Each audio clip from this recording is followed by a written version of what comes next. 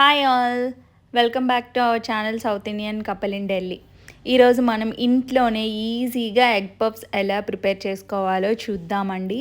చూడండి, ఫ్లఫీగా వస్తాయి, టేస్ట్ కూడా చాలా బాగుంటుంది. వీడియోని స్కిప్ చేయకుండా ఎండ్ వరకు చూడండి. మీరు మా ఛానల్ని ఫస్ట్ టైం చూస్తున్నట్లయితే సబ్స్క్రైబ్ చేసుకోండి, లైక్ చేయండి అండ్ షేర్ చేయండి. సో ఫస్ట్ ఒక బౌల్ తీసుకోండి. బౌల్ తీసుకొని ఒక కప్పు మైదా తీసుకోండి. నేను ఇక్కడ టోటల్ 6 పఫ్స్ చేద్దాం అనుకుంటున్నానండి, అందుకు ఒక కప్పు మైదా తీసుకున్నాను. మీరు ఎన్ని చేయాలనుకుంటున్నారో చూసి దాన్ని బట్టి మీరు పిండిని తీసుకోవాలి. అలాగే సాల్ట్ యాడ్ చేసుకుంటున్నాను అండ్ కొంచెం ఆయిల్ కూడా యాడ్ చేసుకుంటున్నానండి. ఆయిల్ అయినా యాడ్ చేసుకోవచ్చు, నెయ్యి కూడా యాడ్ చేసుకోవచ్చు. సో నేను ఇక్కడ ఆయిల్ యాడ్ చేసుకుంటున్నాను. యాడ్ చేసుకున్న తర్వాత కొంచెం అలా మిక్స్ చేసుకోవాలి పిండిని, ఆయిల్ అంతా కొంచెం కలిసేలాగా.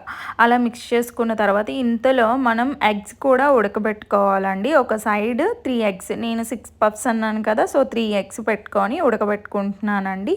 మీరు మీకు తగ్గట్టు ఎన్నైతే అన్నీ పెట్టి ఉడకపెట్టండి. తర్వాత కొంచెం పిండిలో ఇప్పుడు కొంచెంగా వాటర్ యాడ్ చేస్తూ కలుపుకోవాలండి. మరీ పలుచగా కలుపుకూడదు, మరీ గట్టిగా కలుపుకూడదండి. కొంచెం ఆ కన్సిస్టెన్సీ చూసుకోండి, మెత్తగా ఉండాలి.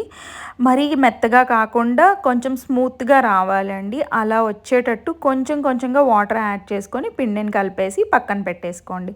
ఇప్పుడు స్టఫింగ్ కోసం ప్యాన్ పెట్టుకొని ప్యాన్లో ఆయిల్ యాడ్ చేసుకోండి. ఆయిల్ యాడ్ చేసుకున్న తర్వాత ఆల్రెడీ కట్ చేసి పెట్టుకున్న ఆనియన్స్ యాడ్ చేసుకోవాలి. ఆనియన్స్ చిన్నగా కట్ చేసుకోవాలండి, అప్పుడే బాగుంటుంది.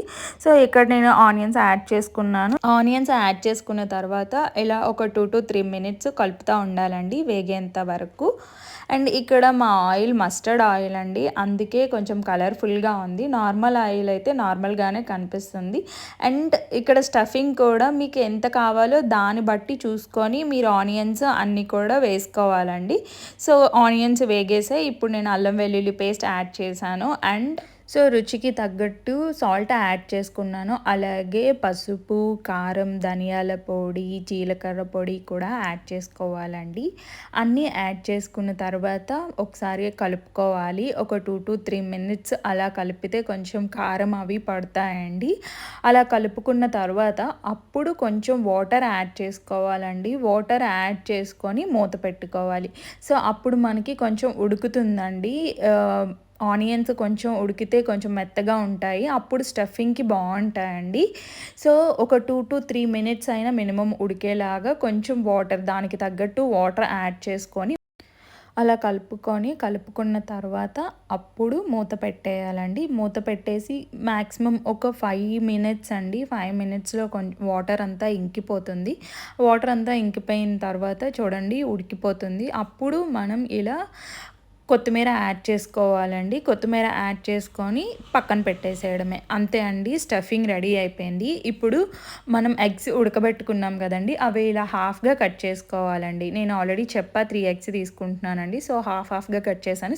6 అవుతాయి పఫ్స్. సో ఆల్రెడీ మనం పిండి కలుపుకొని పక్కన పెట్టుకున్నాం కదండి, అది మళ్ళీ ఒకసారి ఇలా ఒత్తుకోవాలండి బాగా.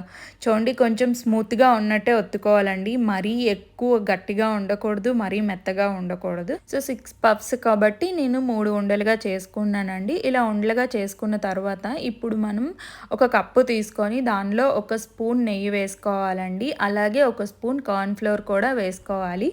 మీరు కార్న్ఫ్లోర్ బదులు మైదా కూడా యూజ్ చేయొచ్చు. నేను కార్న్ఫ్లోర్ యాడ్ చేస్తున్నాను. ఇలా యాడ్ చేసుకున్న తర్వాత బాగా మిక్స్ చేసుకోవాలండి. మొత్తం కార్న్ఫ్లోర్ అంతా నెయ్యిలో కలిసేలాగా బాగా మిక్స్ చేసుకోవాలి. ఈ మిక్స్ని మనం పిండి ముద్దని ఒత్తేటప్పుడు యూజ్ చేస్తామండి. సో ఇది పక్కన పెట్టేసి ఒక పిండి ముద్ద తీసుకొని ఇలా పిండిలో ముంచుకోవాలండి. ముంచుకొని నేను ఇప్పుడు ఎలా చూపిస్తున్నానో అలాగే ఒత్తుకోవాలండి.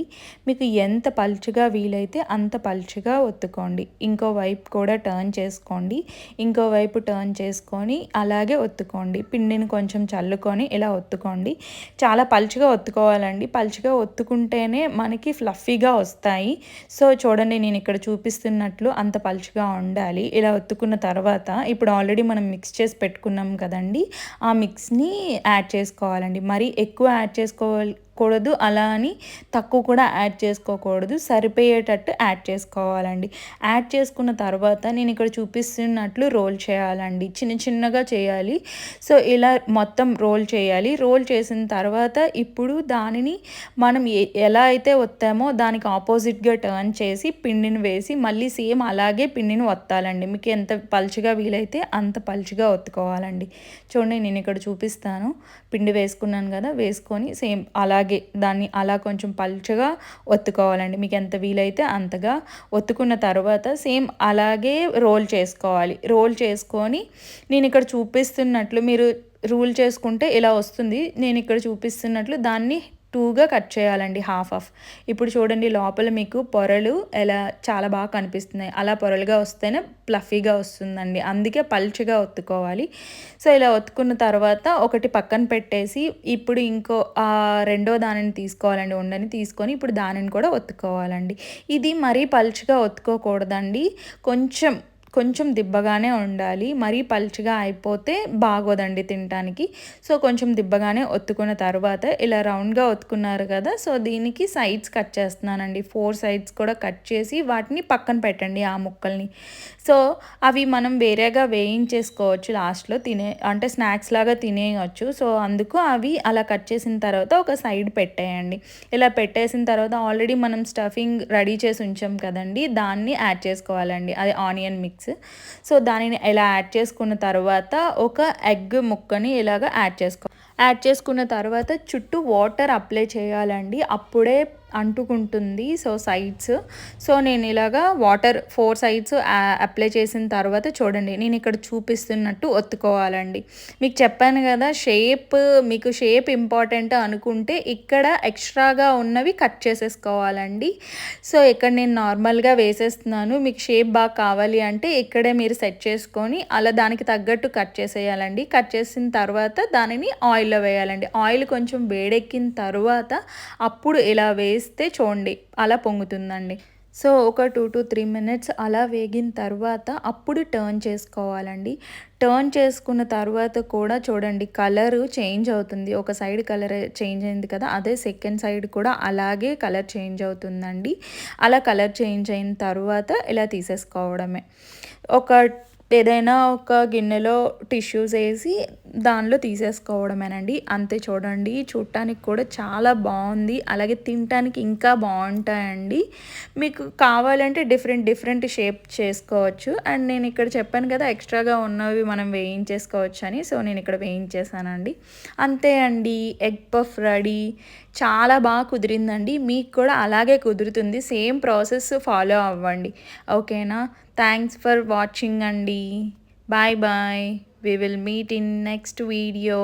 Thanks again. Bye.